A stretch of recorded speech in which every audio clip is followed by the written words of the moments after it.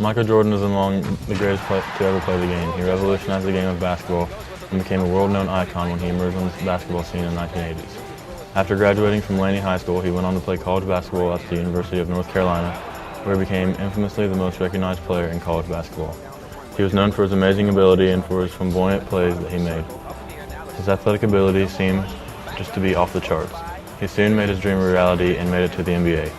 He then began to make his mark, bringing fans back to basketball. He inevitably made his biggest impact in the 1987 dunk contest when he ran the length of the court and then elevated from behind the foul line and cocked the ball back and slammed it through the net. The crowd was in utter disbelief that someone could let alone accomplish the feat of rising up to dunk from behind the foul line, but he was able to put his flair and touch on the dunk also. From then on, Michael not only had an effect on the game of basketball, but it seemed that everywhere you went, everyone had the signature J's on their feet. Now Michael honors Black History Month every year with a signature shoe that demonstrates his great appreciation to those who had influence before him, and that is why he is a pivotal icon of Black History Month.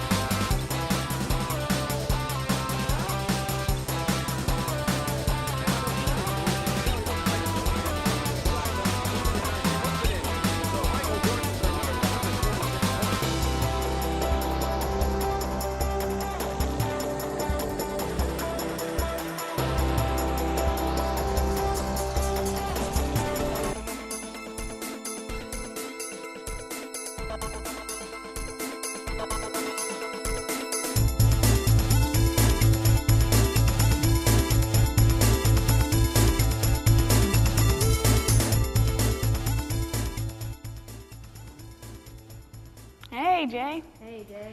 Today begins FFA week, and today is Camouflage Day. Tomorrow, everyone needs to wear their favorite tractor and truck t-shirt. But I hope all of you enjoyed that extra day off. We are into the last week of February already. So today is the 19th, and spring break is only a month away. I'm excited. Our wrestlers completed at state final Saturday, and Jay County boys hosted the swim sectionals. And the basketball sectional draw was Sunday night. Also, a famous Chicago Bulls star celebrated his 50th birthday this past weekend. So let's go to sports for more on that story with Tyler and Aaron. Thanks, guys. First, Kyle Gehringer took home a 6th place medal, and Eric Hemmelgarn finished 5th at Saturday's state wrestling meet at the Bankers Life Fieldhouse. So congratulations to the G County's first 2 state medalists in 16 years.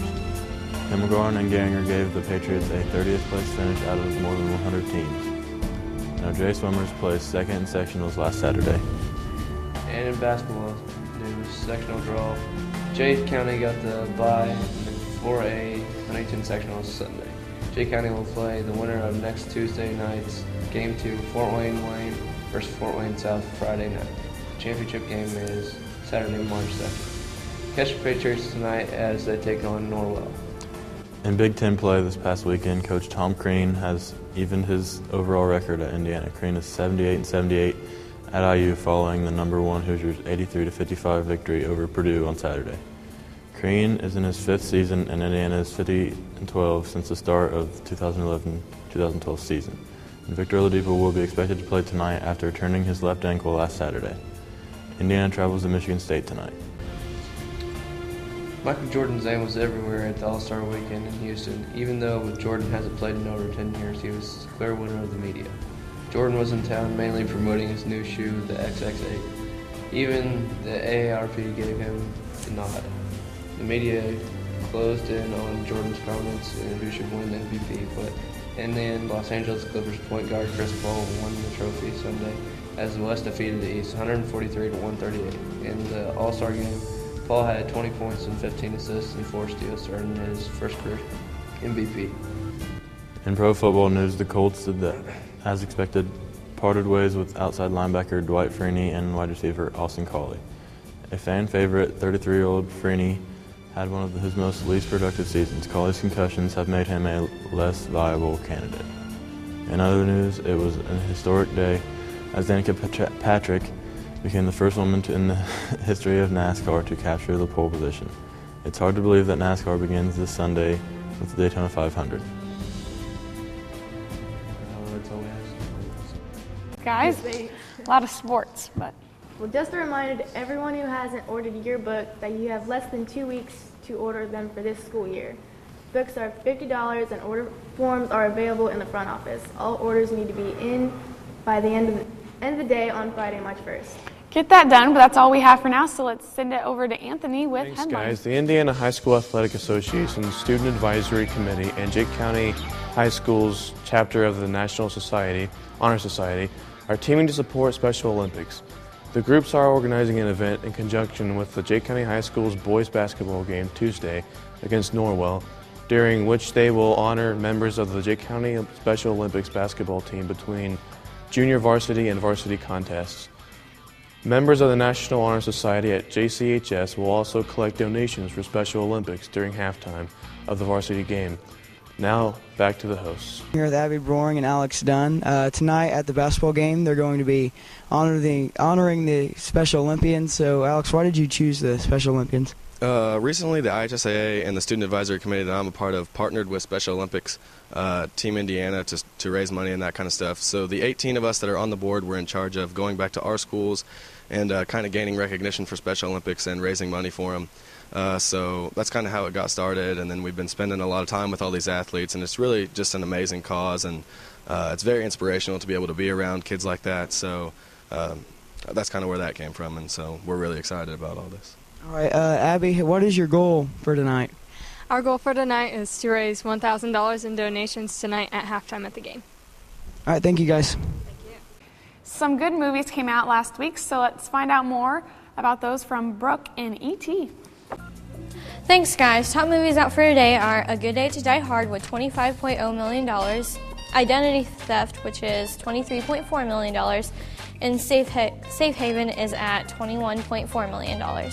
Celebrities today are Victoria Justice, who is 20 years old, and Smokey Robinson, who is 73. Well, that's all I have, so let's send it back to the host.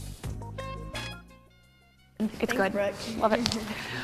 Well, we're back to normal temperatures-wise, and I hope everyone can get out and enjoy the sun today because we are in for some big changes by the weekend. Yes, so let's send it over to weather with our lovely Camouflage Pierce. Well, it looks like it's going to be a little bit chilly out this week. And let's take a look at Friday forecast. Well, it looks like today it's going to be a little bit snowy with a high of 29 and a low of 12. Wednesday is going to be a little bit cloudy, but the sun's still going to be out with a high of 25 and a low of 15.